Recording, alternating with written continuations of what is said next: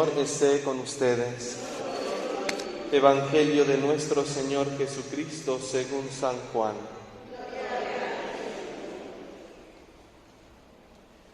En aquel tiempo Jesús levantó los ojos al cielo y dijo: Padre, no solo te pido por mis discípulos, sino también por los que van a creer en mí por la palabra de ellos, para que todos sean uno, como tú, Padre, en mí y yo en ti somos uno, a fin de que sean uno en nosotros y el mundo crea que tú me has enviado. Yo les he dado la gloria que tú me diste, para que sean uno, como nosotros somos uno, yo en ellos y tú en mí, para que su unidad sea perfecta y así el mundo conozca que tú me has enviado y que los amas como me amas a mí. Padre, quiero que donde yo esté, estén también conmigo los que me has dado, para que contemplen mi gloria, la que me diste, porque me has amado desde antes de la creación del mundo. Padre justo, el mundo no te ha conocido, pero yo sí te conozco, y estos han conocido que tú me enviaste. Yo les he dado a conocer tu nombre y se lo seguiré dando a conocer, para que el amor con que me amas esté en ellos y yo también en ellos. Palabra del Señor.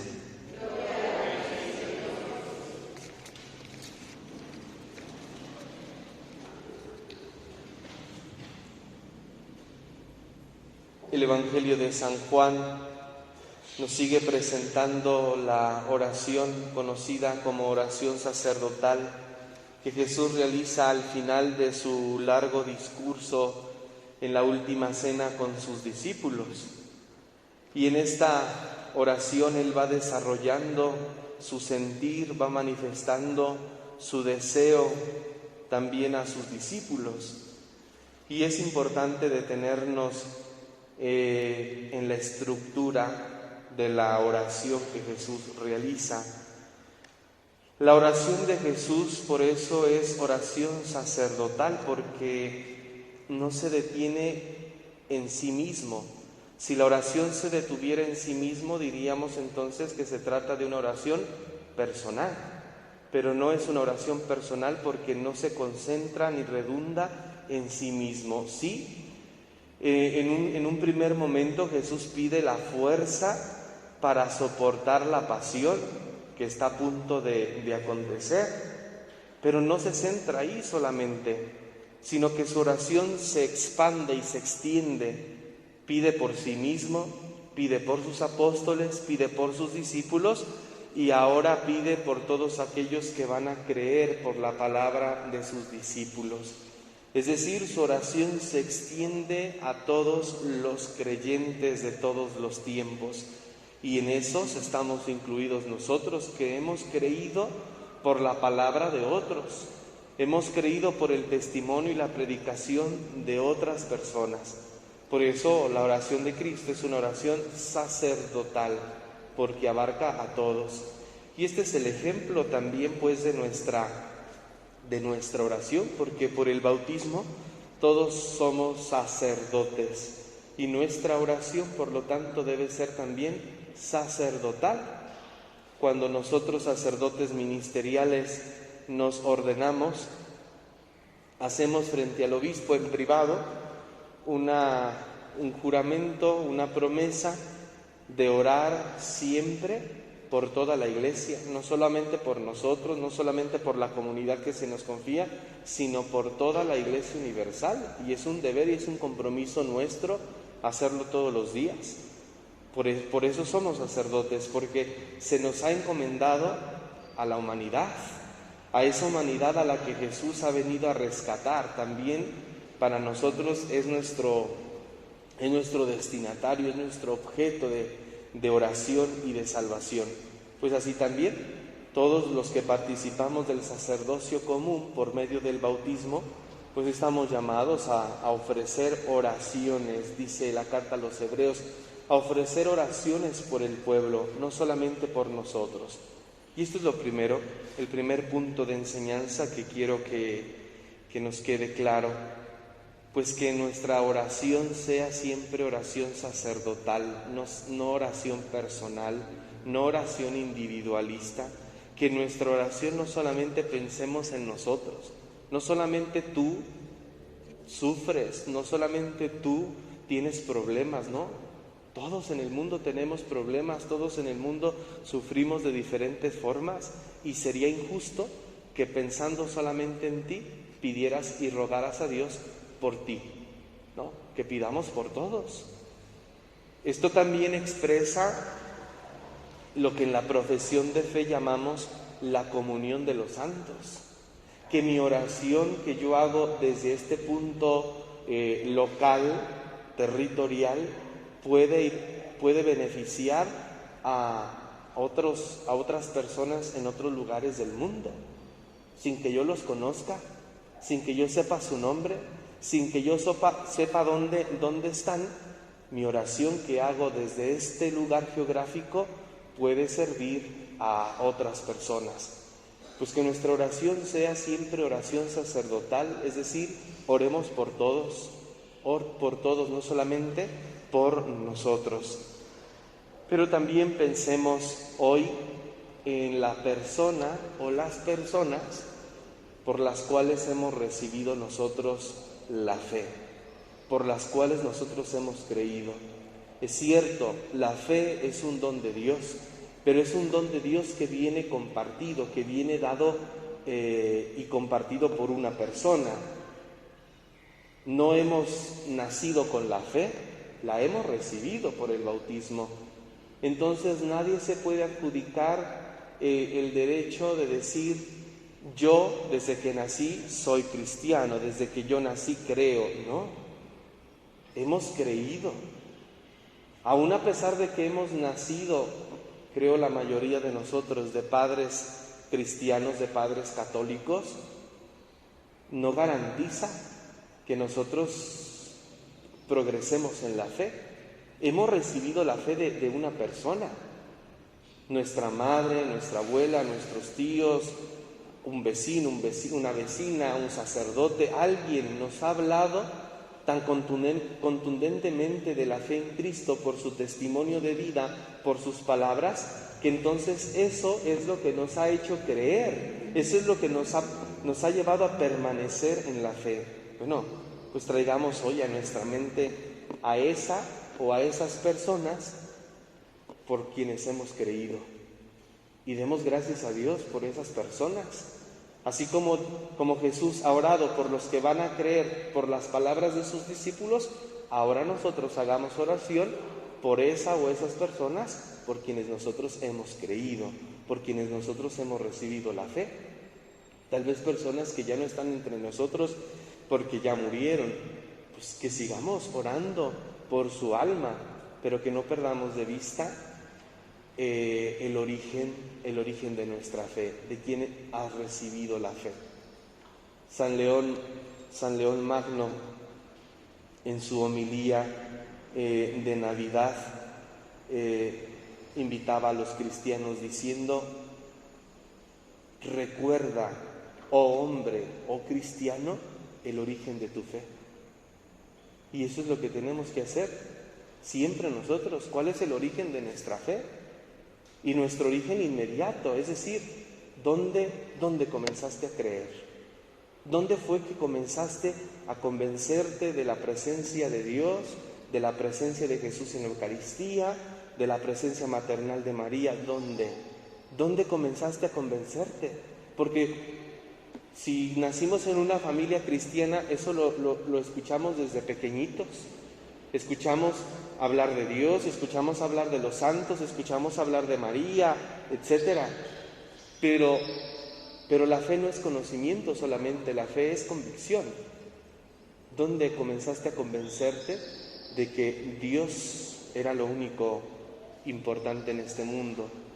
Y entonces ahí está nuestro origen, ahí es donde debemos volver continuamente para fortalecer y afianzar nuestra fe. Jesús también en esta oración, como lo hacía ayer, pedía por la unidad de sus discípulos, de sus apóstoles. Ahora pide por la unidad de los creyentes, de todos aquellos que creen en Él, que todos sean uno, como tú y yo, Padre, somos uno, para que el mundo crea que tú me has enviado. Por lo tanto, la unidad que pide Jesús en su oración es una unidad que garantiza también la verdad de la predicación, la verdad de la misión de Cristo, para que el mundo crea. Porque si hay unión entre personas, es decir, entre el Padre y el Hijo, entre el Hijo y los apóstoles, entre los apóstoles y los discípulos, entre los creyentes y la comunidad apostólica y la persona de Jesús y el Padre, entonces esto garantiza que lo que Jesús ha venido a anunciar, ha venido a enseñar, es real, es verdadero, para que el mundo crea. La unidad, por lo tanto, para nosotros se convierte también en una exigencia, así como la del amor. Más aún, la unidad que Jesús pide ahora aquí, es una unidad que surge y parte del amor. Para vivir unidos a Dios, para vivir unidos a Jesucristo, para vivir unidos a la comunidad apostólica o a la comunidad de creyentes, a la Iglesia, solamente se puede hacer por el amor. El amor es el vínculo que puede unirnos a nosotros. Recordemos cómo empezaba este discurso de Jesús en el cenáculo con sus discípulos. ¿Cómo comenzaba este discurso? Hoy estamos llegando al final de este discurso, pero ¿cómo comenzó este discurso? ¿Qué comenzó diciéndoles Jesús a sus discípulos? A ver, hagan memoria. Lo hemos venido leyendo aproximadamente un mes. Un mandamiento nuevo les doy, que se amen los unos a los otros como yo los he amado. Así ha comenzado el discurso de Jesús, manifestando la razón de su misión, la razón de la fe, la razón ahora de la unidad. ¿Cómo se puede llegar entonces a esta unidad con Dios, con Jesucristo, con la comunidad de la Iglesia? Pues por medio del amor. Es decir, no concentrándonos en nuestras diferencias, que las hay y son muchas, sino concentrándonos en lo que nos hace unos, que es la fe en Jesucristo. La fe en Jesucristo. Segundo, la celebración de una misma liturgia, de un mismo culto. Y tercero, la obediencia o la sujeción a la autoridad de Pedro, en este caso al Papa y al Colegio Apostólico. Son los tres factores de la unidad que garantizan en nosotros, en la Iglesia, en la comunidad de creyentes, esta unidad que Cristo ha querido, que Cristo ha pedido al Padre para nosotros. Unidad en la fe, unidad en el culto, unidad en la sujeción y obediencia al Romano Pontífice. Mientras no existan estas tres, no podemos decir que hay unidad entre nosotros los creyentes y Dios. Deben existir los tres, no deben existir solamente uno, decir, yo tengo uno, tengo dos. No, los tres. Unidad de fe, unidad de culto y unidad en la autoridad. Eso es lo que garantiza verdaderamente en nosotros esta unidad querida y pedida por Jesús. Y a nosotros nos corresponde trabajar. Cristo ya nos unió, Cristo ya nos vinculó con su Padre. A nosotros nos toca orar y seguir trabajando para que esta unidad no se cuarte. ¿Por qué? Porque lo contrario a la unidad, que es la división, vendría a ser la victoria de Satanás. Esa sería. Y sabemos que Cristo ha vencido a Satanás. El poder del maligno ha sido derrotado por la muerte de Cristo en la cruz. Pues a nosotros nos corresponde que la muerte de Cristo no haya sido en vano, No hagamos que la muerte de Cristo sea en vano, no hagamos que la muerte de Cristo sea olvidada. Trabajemos también nosotros por la unidad en la fe, conozcamos nuestra fe, volvamos al origen de nuestra fe, transmitamos la fe. Solamente la fe se va a garantizar si la transmitimos, pero si la transmitimos bien, no deformada, no con errores. Por eso hay que conocer bien la fe católica, porque no es mi fe la que yo voy a transmitir, no, es la fe de la Iglesia. Decimos cuando celebramos el sacramento del bautismo, esta es la fe de la Iglesia, no mi fe particular, no como yo me la he formado, no, la fe de la Iglesia. Esta es la fe de la Iglesia y es la que compartimos y es la que transmitimos para que el mundo siga creyendo. Porque también el Señor ora por nosotros para que, por todos aquellos que van a creer en nuestras palabras, en nuestro testimonio de vida, en nuestra transmisión de fe. Segundo, que busquemos siempre celebrar el único sacrificio de Cristo a través de los sacramentos.